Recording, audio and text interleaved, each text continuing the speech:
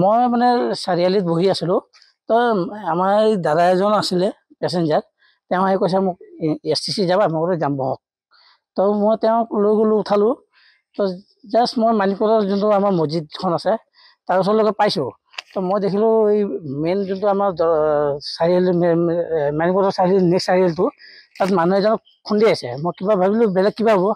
তো তেওঁ খুন্দোৱাৰ পিছত তেওঁ ওলাই দেখিলোঁ, মই ডাঙৰ মহ দেখিলোঁ। তো মই গাড়ীখন লগে লগে ঘূৰাই দিলোঁ। ঘূৰাই দিওঁতে মোক দেখি চাগে সেনেকুৱা স্পীড দৌৰিলে, মানে মোৰ একদম মানে মোৰ ঘৰৰ সন্মুখতে মোক মাৰিলে। মই মানে ঘৰৰ মুখতে, মোৰ ঘৰ বেংগলোৰ স্কুলত মই থাকোঁ, এই তাতে মোক মাৰি দিলে। মোৰ গাড়ীখন ডেমেজ হ'ল, প্লাছ মই ভৰি মানে এইখিনি যায় এতিয়া মানে বিষাই আছে আৰু।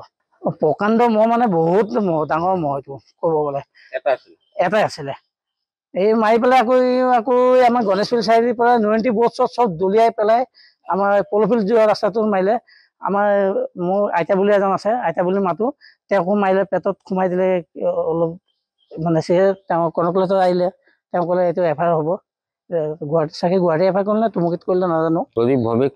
আপুনি ইনজিঅৰ্ড হৈছে? অঁ, আৰু ক'ৰ পৰা ক'লৈ আহি আছে? এই তোমাৰ নেপালী পথৰ পৰা আপোনাৰ STC গৈ আছিলোঁ। মই মাৰিলে ধাক্কা টমটমত। কেইজন আছিলে? মই একজন আছিলোঁ টমটমত। আপুনি ইনজিঅৰ্ড হৈছে? মই আহিছোঁ, ড্ৰাইভাৰো হ'লে। 4জন ইনজিঅৰ্ড, এজন ডেড। মহৰ আক্ৰমণ বুলি গম পাইছোঁ।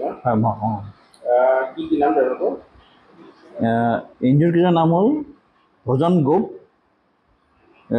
ৰংগিলী চৌধুৰী, প্ৰদীপ ভৌমিক আৰু অপু ৰায়।